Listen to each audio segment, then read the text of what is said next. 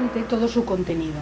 Es una recopilación de artículos sobre la doctrina secreta, agrupados desde diferentes puntos de vista. La recopilación está hecha por Virginia Hanson. Es un libro que no está traducido al español todavía, pero estará. De momento no está, pero ya ho farem. Pero mientras, pues vamos estudiando lo que podamos transmitir. Y a mí me parecía un pecado no compartir con ustedes las cosas que nos dice.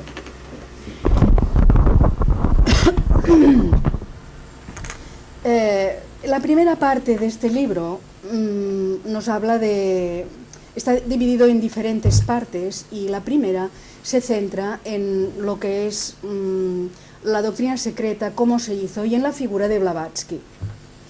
Y de la primera parte he escogido el primer capítulo, que dice HPV, el misterio. Blavatsky igual a misterio, ¿no? ¿Quién era Blavatsky y por qué es un misterio? Este artículo está escrito por Gordon Plummer. Tengo que hablarles del autor de este artículo, porque cada uno de estos artículos está escrito por un personaje relevante dentro de lo que es la literatura teosófica y dentro de lo que ha sido el movimiento teosófico hasta ahora. Buenas. Gordon Plummer no es muy conocido dentro de lo que sería la Sociedad Teosófica de Adyar, vamos a decirlo así. Ustedes sabrán que el movimiento teosófico tiene diferentes ramas. Está la Sociedad Teosófica, cuyo cuartel general está en Adyar, pero también existe la Sociedad Teosófica de Point Loma, que está situada en Pasadena, en California. Aparte de muchos movimientos que se han ido desgajando del movimiento central que creó Madame Blavatsky. Gordon Plummer es un teósofo activo dentro del movimiento de la Sociedad Teosófica de Point Loma. La diferencia probablemente entre la Sociedad Teosófica de Adyar y lo que es la Sociedad Teosófica de Point Loma en Pasadena es que ellos, no quisiera equivocarme, ¿no?, pero son como mucho más académicos, entre comillas. Académicos quiere decir que se han centrado mucho en el estudio, que desde el principio Point Loma apostó por una educación, abrieron una escuela de educación desde primero de básica, o lo que correspondería, ¿no?, hasta final de bachillerato, y luego apostaron por una escuela superior, lo que sería el equivalente a una escuela universitaria, aunque es privada evidentemente, y bueno, los que quieren llevar a sus hijos y creen en este sistema de educación, pues los tienen allí hasta el final. Gordon Plummer fue uno de ellos. Él fue formado en Point Loma dentro de todo su sistema y al final acabó sus estudios de astrónomo. Este señor es astrónomo y trabaja, da charlas en el observatorio del Monte Palomar en California, y bueno, pues él ejerce su profesión de astrónomo, pero además, claro, ha tenido una formación teosófica. Cuando digo que la Sociedad Teosófica de Point Loma es más académica, es porque esta gente se ha dedicado a estudiar de una manera como los americanos saben hacerlo, muy, muy académicamente. Cogen el libro, lo diseccionan, lo entienden y luego lo explican. Y las obras que han escrito varios de sus autores son muy interesantes y nos pueden ayudar. Y yo pienso que si cogemos literatura de los que ellos han publicado, porque tienen una editorial teosófica muy buena también, si cogemos sus libros y los estudiamos, no estamos haciendo ninguna traición a nuestra tradición de Adyar, ni mucho menos, sino que lo que hacemos es enriquecernos y enriquecer nuestro horizonte. Entonces, me gustó que el primero fuera de Gordon Plummer. Virginia Hanson es americana y la Quest también es una editorial americana. Y ella, la gente de Crotona, porque Virginia Hanson vivía en Crotona, conocen muy bien a los de Pasadena y colaboran mucho. Y siempre hay gente de la Sociedad Teosófica de Pasadena que van a Crotona a dar conferencias durante los cursos, con lo cual demuestra que no hay ningún tipo ni de rivalidad, ni de ni nada de esto, sino que es una colaboración, porque en realidad estamos todos estudiando lo mismo. Y entonces hay que aprovechar. Bueno, dicho esto, que es un poco la introducción del autor de este artículo, vamos a ver un poco lo que él explica y por qué nos habla de este misterio. Y entonces explica diciendo, cuando alguien dice, a mí me habría gustado vivir en época de Blavatsky, me hubiera gustado conocerla, porque hubiera sido una cosa como muy interesante. Seguro que habría sido una gran experiencia, segurísimo, a todos nos hubiera gustado conocerla personalmente, pero igual no la habríamos comprendido exactamente como mucha gente no la comprendió en su época. Como no estuvimos allí, bueno, nos tenemos que contentar con lo que nos ha llegado hasta ahora, pero tenemos una ventaja, que es la perspectiva del tiempo. A veces el árbol no nos deja ver el bosque. Si a lo mejor los contemporáneos de ella, que no supieron entenderla, no la entendían porque el árbol era tan grande que luego no podía ver la perspectiva. Así que nosotros aprovecharemos la perspectiva del tiempo, y es un poco como en un cuadro. Si estamos metidos dentro del cuadro no lo podemos ver el cuadro, pero si salimos del cuadro y lo vemos con perspectiva, sí que se ve toda la pintura. Pues esto es un poco lo que vamos a intentar hacer ahora. Si habláramos de Madame Blavatsky, bueno, y de su vida, podríamos escribir un libro dedicando una sección entera para cada una de las partes de su vida. Y porque su vida fue rica y llena de anécdotas y de cosas interesantes. Su infancia, sus viajes, sus libros, los artículos que escribió y sobre todo su verdadera naturaleza. Seguramente si hubiéramos vivido en su época, esta personalidad que tenía tan súper extraordinaria nos hubiera impactado y probablemente, como he dicho antes, no la habríamos comprendido como ahora creemos que la comprendemos, que igual tampoco es tanto, ¿no? Bueno, vamos a centrarnos en los factores de su propia naturaleza, en lo que la convirtieron en aquello que realmente fue. Esto seguro que para los fieles seguidores de Blavatsky tiene mucho interés, pero también tiene interés para todos los demás, aunque no seamos absolutamente forofos o incondicionales de Blavatsky, que un poco sí que lo somos. La vida de Blavatsky se puede dividir en varios periodos. Primero, en lo que fue su infancia y juventud, durante la cual, ya lo sabemos todos, viajó insaciablemente porque tenía siempre una ansiedad por conocer, por descubrir, por ver y por la aventura, sobre todo. Su inclinación natural hacia lo místico y lo oculto la llevaron a tomar muchas veces caminos que no eran el más directo, que se desviaban un poco, pero seguramente que nosotros haciendo el mismo viaje pues no habríamos ido por los derroteros que ella sí quiso ir para descubrir más cosas. Ahondó profundamente en la filosofía oriental y sobre sus experiencias escribió apasionadamente. Uno de los libros que escribió sobre sus experiencias es un libro muy interesante que se llama Desde las cuevas y las selvas del Indostán, y ahora no sé si está traducido. ¿Está traducido? Pues ¿no está traducido? Sí, yo lo tengo. Sí. Y es muy interesante, porque ella además era una gran narradora y iba explicando y es como, ¡wala!, lo que dice, ¿no? En fin. El otro libro en el que también se basa mucho en estos viajes es Isis sin velo.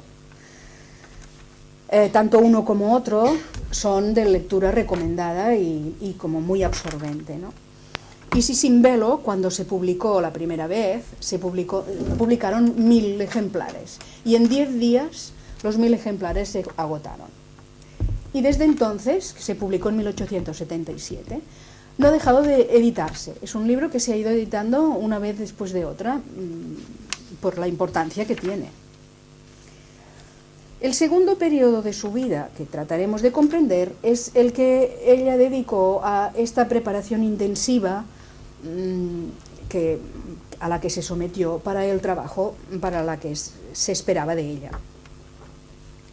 Esa clase de preparación no se entiende fácilmente porque no existe en Occidente nada parecido. La psicología moderna no está equipada para entender una naturaleza como la de Blavatsky y por eso generalmente no se comprende muy bien. No hay que culpar a nadie, esto no es culpa de nadie que no se comprenda, es porque probablemente no estemos todavía preparados para entender exactamente el abasto que tiene esta preparación. Debemos tener en cuenta que vivió con unos parámetros de referencia bastante diferentes de los de una persona normal. Nosotros tenemos unos parámetros y funcionamos con estos. Sus parámetros no tenían nada que ver con los nuestros, con lo cual, claro, se nos escapan muchas cosas, ¿no? Y vamos a intentar explicar un poco esos parámetros peculiares. Por un lado, comprenderla es como aceptar alguna de las explicaciones científicas más recientes sobre el tiempo y el espacio. Es algo de lo que no tenemos un conocimiento muy profundo y cuando nos lo explican nos lo creemos. Bueno, decimos, vale, pues nuestra experiencia, en nuestra experiencia no forma parte estos parámetros de referencia que Blavatsky tenía, porque eran mucho más amplios. Entonces, se nos escapan cosas, ¿eh? La preparación a la que fue sometida pues era una consecuencia natural de su infancia, porque de pequeña H.P. Blavatsky, ya lo sabemos todos, era una niña muy difícil y muy rarita. Era una niña muy rebelde, era una niña que no aceptaba ningún tipo de autoridad y tenía un temperamento básicamente que hoy diríamos que era un poco salvaje, vamos, ¿eh?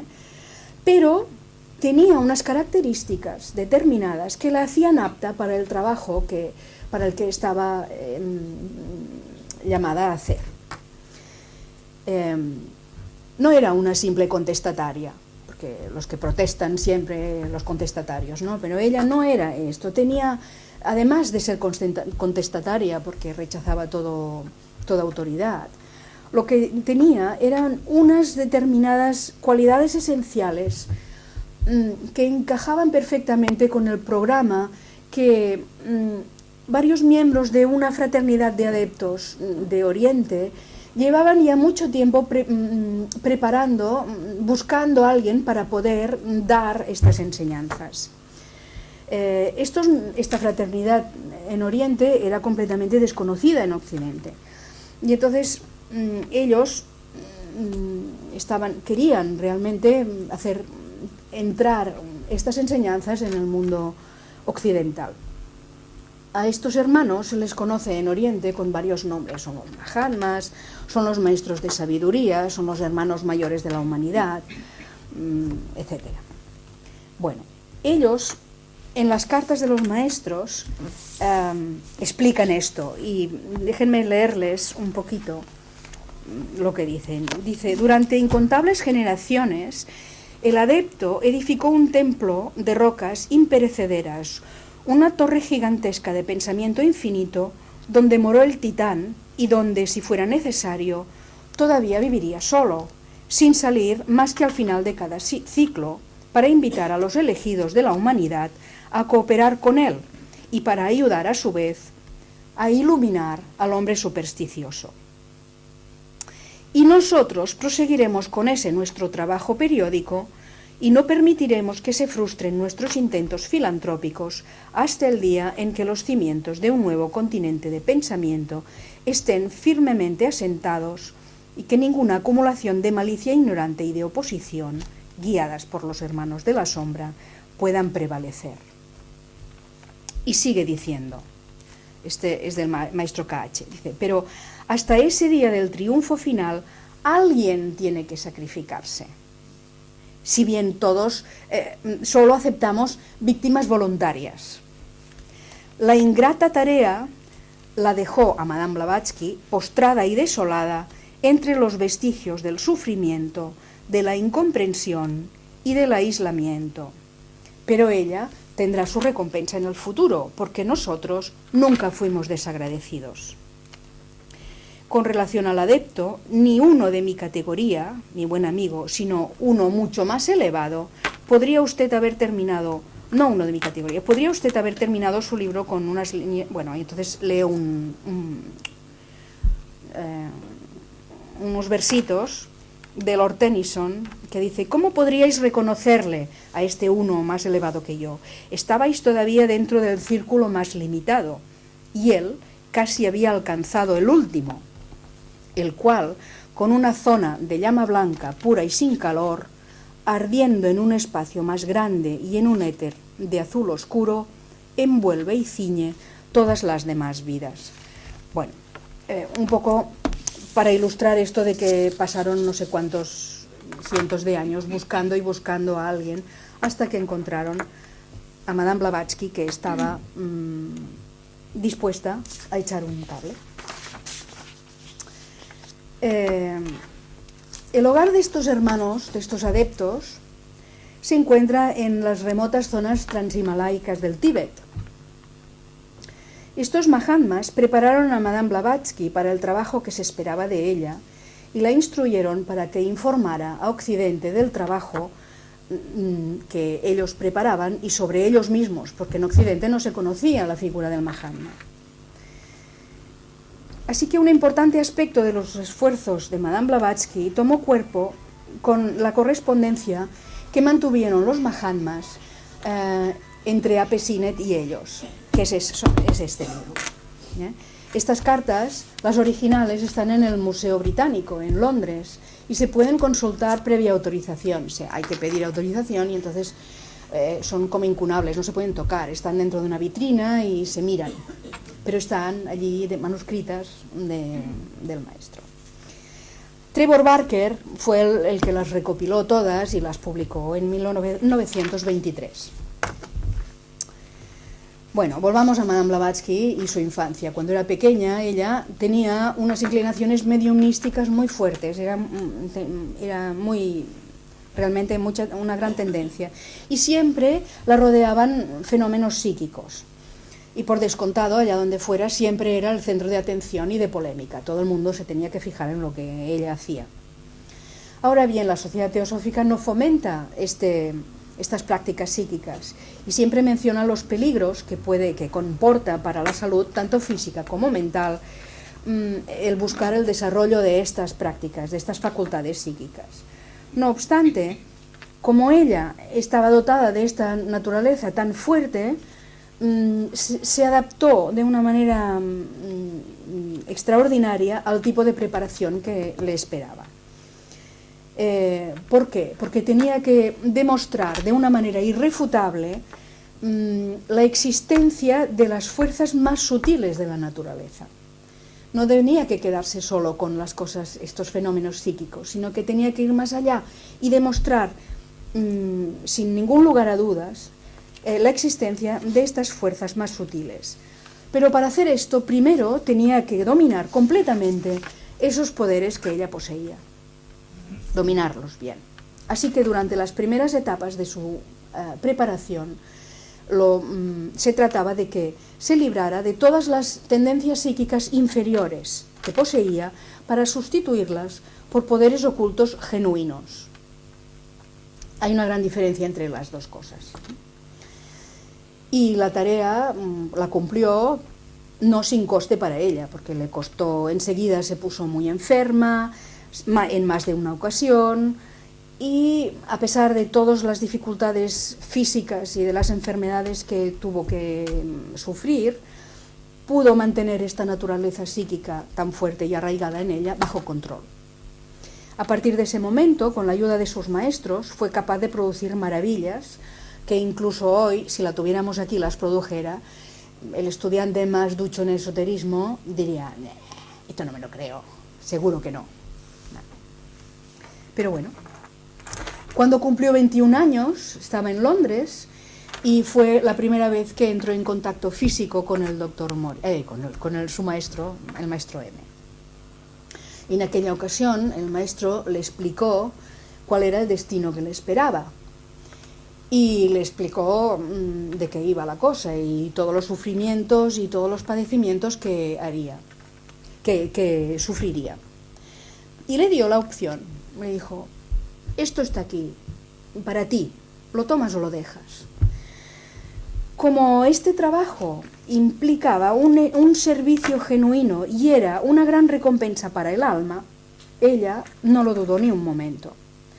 Si durante su infancia había sido una niña difícil y rebelde y que no se podía controlar, a partir de aquel momento ella se sometió a todos los entrenos, a todas las preparaciones por duras y por disciplinadas y por rígidas que fueran, sin chistar, sin decir nada, por agotadoras también. ¿Por qué? Porque cuando les conoció, su devoción hacia ellos fue inmutable y constante hasta el día de su muerte. Nunca se le hubiera ocurrido decir, pues esto no lo hago, por ejemplo, ni mucho menos, ¿no? Por muy difícil que fuera la disciplina. O sea que se entregó completamente a la tarea de convertirse en la transmisora de las enseñanzas que sus maestros deseaban promulgar al mundo. Transmisora. Ella dejaba la mano y entonces transmitía a través de su mano. Esta preparación tan dura comportaba dos aspectos. Un primer aspecto que era el estudio muy profundo de lo que eran las doctrinas de la religión y de la filosofía orientales, mucho más profundas de lo que están explicadas en las filosofías exotéricas o en las religiones exotéricas. Era mucho más profundo. Sus maestros, que poseían la filosofía esotérica al máximo, y le enseñaron muchísimo más de lo que ella podía revelar. Pero para poder dominar bien lo que tenía que transmitir, necesitaba saber muchísimo más. Así que el entreno fue morrocotudo.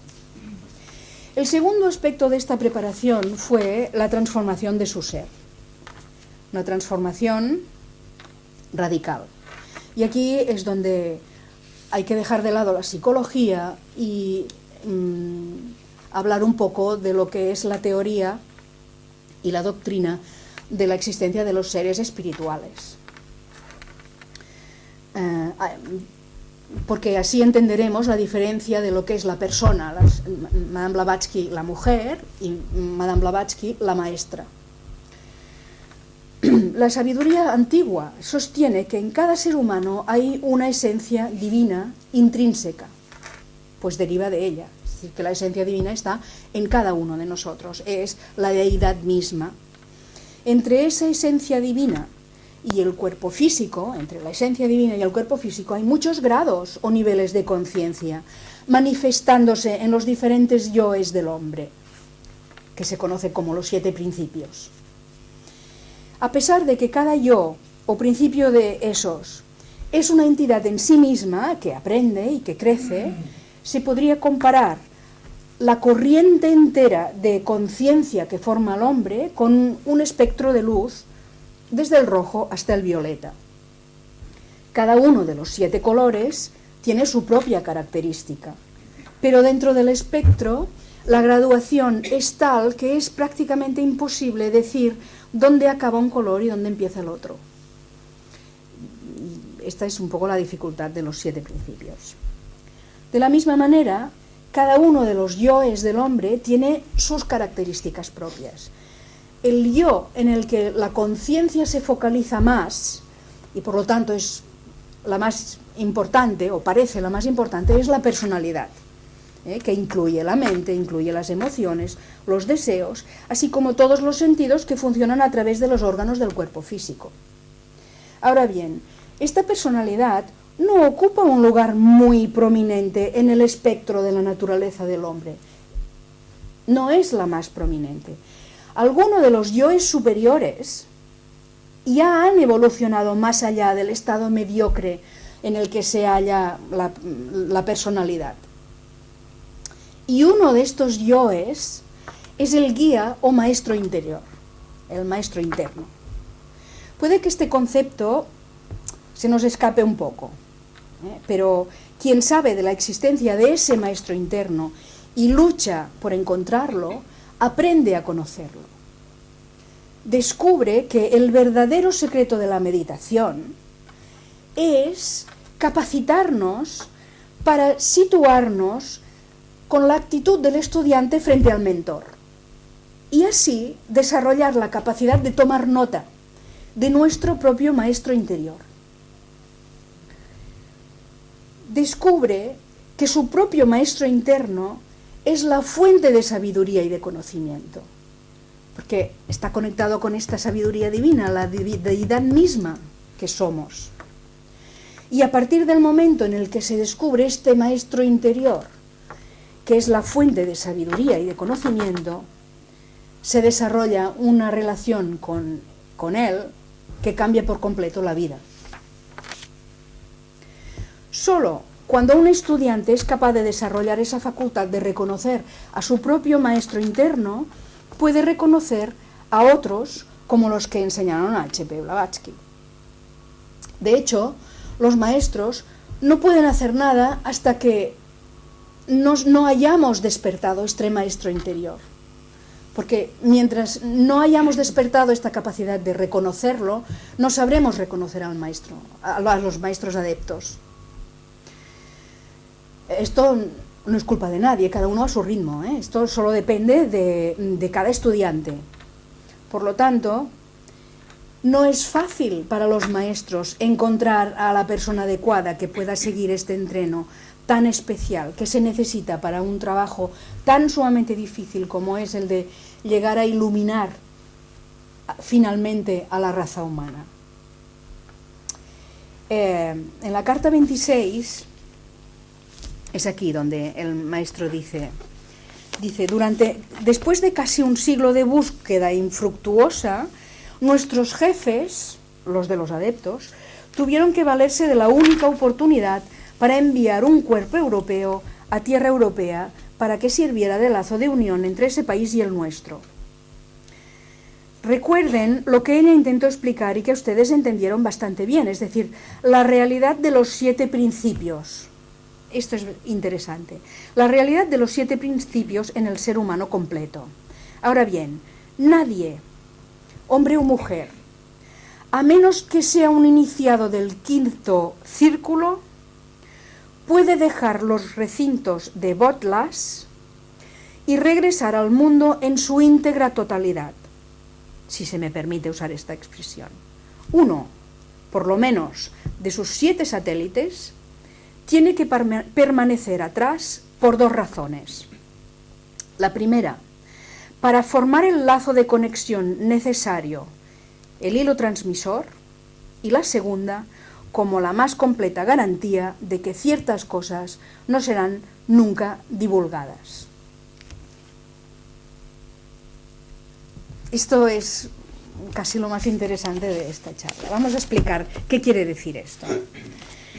Dice, nadie puede dejar los recintos de Bodhlas. ¿Qué es Bodhlas? Bodhlas es uno de los nombres con los que se designa el hogar espiritual de los adeptos o maestros de sabiduría. Nadie, a menos que sea un iniciado del 5º círculo. El 5º círculo al que se refiere es el 5º grado de iniciación, cuando el estudiante pasa del estado de discipulado al estado de adeptado. Cuando deja de ser, el estudiante es discípulo, cuando deja de ser discípulo pasa a la 5ª iniciación y se convierte en adepto. Solo un adepto puede abandonar su hogar espiritual para ir al mundo a realizar un trabajo, reteniendo al mismo tiempo el espectro entero de su conciencia.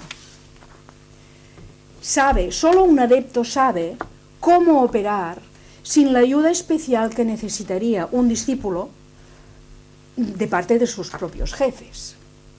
El discípulo todavía no ha avanzado tanto como para poder trabajar enteramente por su cuenta y riesgo. Y luego dice,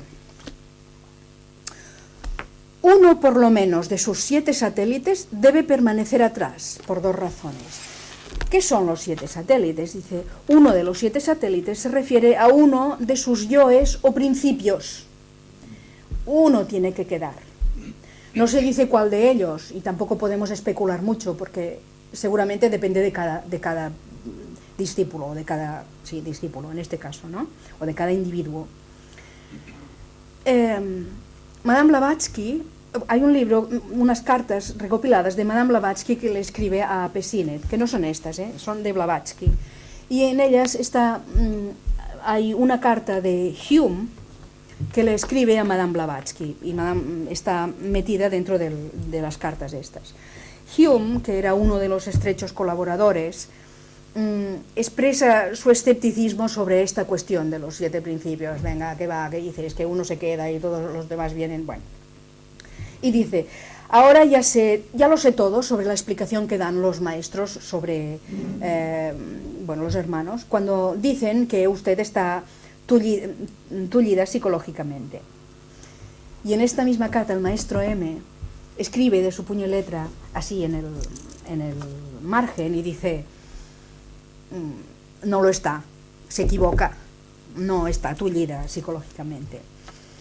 Y Hume sí, porque esto lo escribió a posteriori. Hume primero escribió la carta y después el maestro hace sus comentarios. Hume sigue, dice, para mí esa explicación no solo no es satisfactoria, sino que por el hecho de haberla dado me hace sospechar de todo lo que explican, de todo lo que dicen los hermanos sobre esto. Y aquí el maestro Moria añade lo siguiente, dice, muy listo, escribe de su puño y letra, muy listo, pero supongamos que no es uno solo de los 7 principios, sino los 7. ¿Acaso cada uno está tullido y se le prohíbe el pleno ejercicio de sus poderes? Y supongamos que esa es la ley de un poder mucho más previsor, la de que, hay una parte de tullidez, digamos, en uno de estos. ¿Y qué sabemos? A lo mejor la ley que sabe mucho más que nosotros es la que hace que esto sea así. Y no hay más. Bueno, volvamos a la imagen esta del espectro. Una luz blanca producirá un espectro continuo al proyectarla. Si la proyectamos en un prisma, el espectro será continuo. Pero si la luz se proyecta a través de un vapor químico, como por ejemplo vapor de sodio, aparece una línea oscura en la sección de amarillos del espectro. De hecho, así es como se detectan los elementos químicos en una estrella muy lejana. Los astrónomos lo que hacen es proyectar la luz y poner vapores químicos. Y así se detectan qué elementos químicos son los que forman esta estrella distante. ¿Por qué? Lo que sucede al pasar la luz a través del vapor, en este caso de sodio, es que los átomos los átomos del vapor solo absorben aquellas frecuencias de luz que tienen la misma vibración. Y en el espectro se forman unas rayas negras, porque al absorber la luz es como si no estuvieran, dejan de aparecer, no se ven. Entonces, estas líneas quedan unos vacíos. Bueno, y así es como se detectan los elementos químicos en la estrella lejana, y un poco es lo que pasa con el espectro continuo de luz, y ahora veremos la comparación con el espectro de la conciencia. En el caso de un mensajero como HPV, existían vacíos en el espectro continuo de su conciencia, porque en el proceso de abandonar el hogar espiritual en el que se preparó, quedaron atrás algunas porciones de sí mismo. Este séptimo, por lo menos uno de los 7, tiene que quedar atrás. Entonces, si se queda atrás, en el espectro de la conciencia hay un vacío. A lo mejor quedan 2, y son 2. Bueno, suena muy raro todo esto, pero es un hecho que explica muchas cosas de los diferentes mensajeros que ha habido. Convierte la vida de un mensajero en un martirio, es verdad, pero en una necesidad absoluta. Al finalizar todo el periplo, todo este trasiego, todo vuelve a la normalidad y el mensajero ha adquirido una enorme experiencia y un gran conocimiento. Pero durante la vida de servicio, en dichas circunstancias, el mensajero está trabajando con un hándicap psicológico, porque hay unos vacíos que se han quedado allá. En cierto modo, sí que se podría decir que están un poco tullidos. Y esto explica un poco este comportamiento poco ortodoxo de Madame Blavatsky y su temperamento difícil. Puede parecer que el sendero del ocultismo sea muy duro, innecesariamente duro, pero en realidad es duro, pero necesariamente, porque hay una razón para todo. No hay nada arbitrario en las leyes que gobiernan la vida de un estudiante. Todas tienen su raíz en este tejido de la naturaleza y en el karma y en todas estas cosas que ya están de antemano. No puede ser de otro modo. Entonces, ¿por qué alguien como Madame Blavatsky debía emprender esa preparación? Por la misma razón que muchos otros, muchos miles, antes lo han hecho. Junto con la disciplina férrea y el sufrimiento está el intenso gozo del servicio, una satisfacción sin igual. Es un estado de conciencia frente al cual la noción que tenemos de estar felices y contentos deja de tener significancia, ya que pasa a ser insignificante. Esta alegría procede de saber que uno tiene el privilegio de aportar luz a un mundo oscurecido. La extraña paradoja en la naturaleza del mensajero hace posible esa alegría por la razón siguiente. Al final, esos vacíos en el espectro de la conciencia del mensajero son los que hacen este adelanto. ¿Por qué? Al comenzar la preparación, el mensajero sabe perfectamente cuál es el propósito de su tarea y asiente instantáneamente, aunque le hayan informado de todos los dolores, todos los peligros, todo el sufrimiento que comportará durante su vida. El servicio de un mensajero, como Blavatsky, se realiza de la forma siguiente. La vitalidad intelectual del maestro, que es la que tiene que verterse, trabaja a través de la naturaleza psicológica del mensajero. ¿Y cómo lo hace? Es a través de estos vacíos. El mensajero viene, deja atrás y quedan unos vacíos. Y a través de estos vacíos, el maestro penetra, trabaja a través de esto. Y es la única manera en que puede hacerse. Pero el maestro no está trabajando a través del mensajero todo el rato. Cuando lo hace, el mensajero, en este caso HPB, habla y escribe ex cátedra. No está hablando ella, está hablando el maestro a través de ella. Una gran parte, por no decir la mayoría de los escritos de Madame Blavatsky se realizaron por este método oculto, de dictado oculto. Muchas de las cartas de los Mahatmas, ella tenía el lápiz, pero fueron escritas así. Ella dejaba que el maestro se expresara a través de ella. Y bien pocas fueron escritas por el mismo Mahatma. Pero no por el hecho de que Madame Blavatsky fuera la que escribía, dejaban de ser cartas de los Mahatmas. Eran los Mahatmas los que escribían igualmente. Así que existe una diferencia importante entre el medium y el mediador. ¿Qué pasa en los mediums? En el espectro de conciencia de los mediums también existen vacíos, pero estos vacíos denotan un estado del aparato psicológico que es enfermizo, es decir, que es anterior, no posterior, ¿no? A menudo estos poderes psíquicos del medium no los puede dominar, y es por ahí donde penetran entidades que un mediador entrenado sabe rechazar, pero que el medium no sabe, o no puede, no sabe cómo.